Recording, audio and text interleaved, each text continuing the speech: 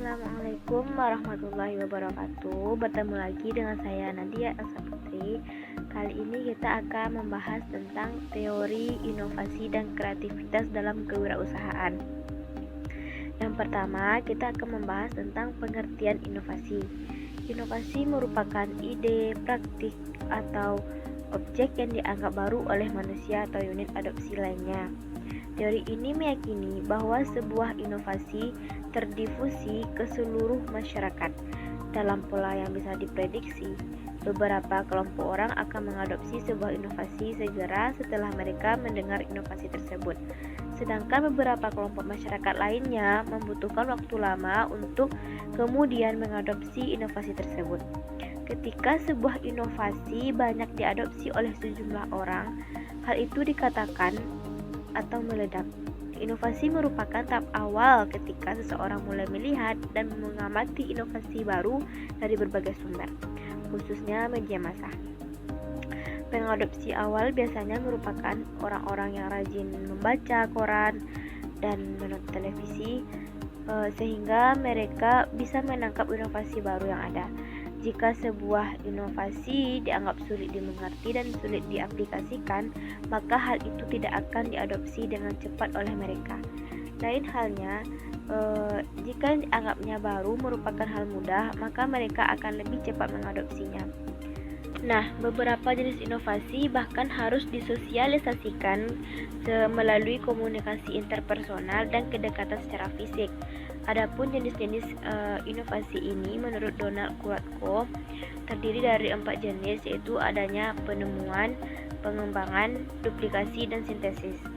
Yang pertama, penemuan, di mana penemuan adalah kreasi suatu produk, jasa, atau proses baru yang belum pernah dilakukan sebelumnya, dinamai dengan penemuan. Yang kedua, adanya pengembangan.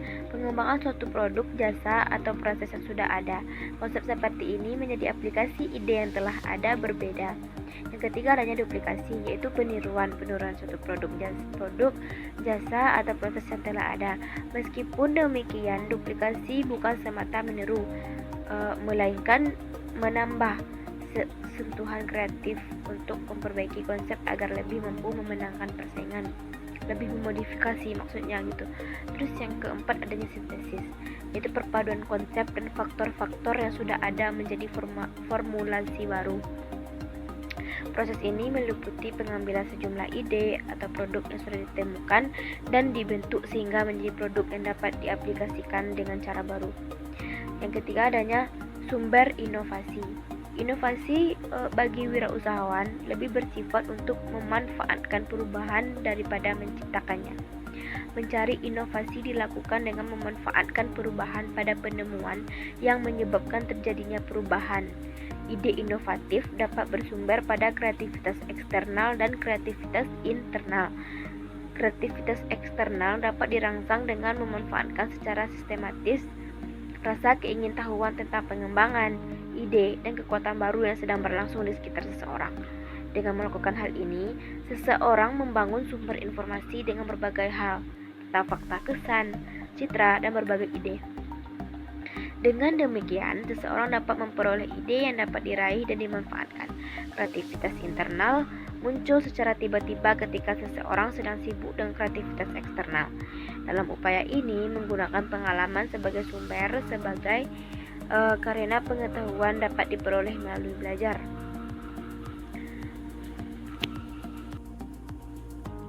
Nah, selanjutnya teori kreativitas dan prinsip-prinsipnya. Yang pertama, ada dasar-dasar pemikiran kreatif. Kreativitas adalah suatu kemampuan yang ada dalam diri individu untuk mengaktualisasikan dirinya dengan cara mengkombinasi ide-ide yang sudah ada menjadi sesuatu yang baru. Kreativitas itu muncul dari orang yang sering menggunakan otak kanannya karena kecenderungan untuk berpikir berbeda dengan orang lain. Jelas bahwa kreativitas adalah faktor penting untuk melewati kegagalan demi kegagalan yang berujung pada penciptaan semangat kewirausahaan yang tinggi. Nah, prinsip-prinsip berpikir kreatif. Yang pertama, adanya pola pikir kreatif diawali dari teori ketidaksempurnaan.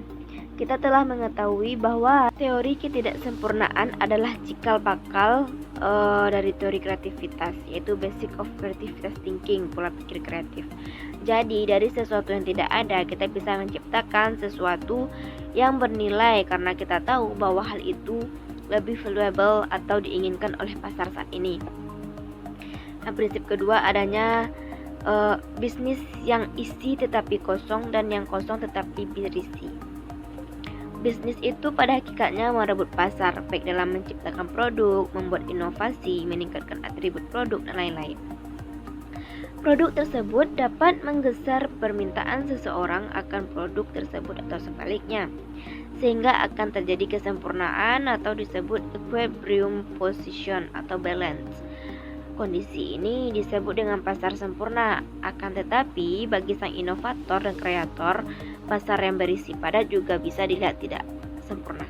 Nah, yang ketiga adanya prinsip think differently with opposite position. Prinsipnya ialah start from different position. Nah, ada beberapa prinsip dan jenis cara berpikir beda, yaitu yang pertama, jangan pernah mengikuti pola pikir orang banyak atau mengikuti kebiasaan. Yang kedua, hindari jebakan logika kita. Orang kreatif rata-rata berpikir berbeda, orang tidak kreatif berpikir rutinitas. Nah,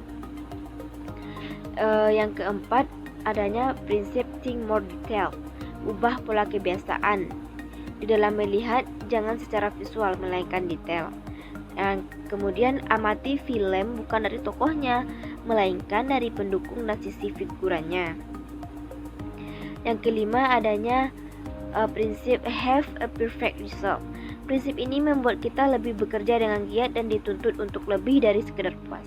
Karena kita tidak mengenal hasil yang biasa-biasa saja.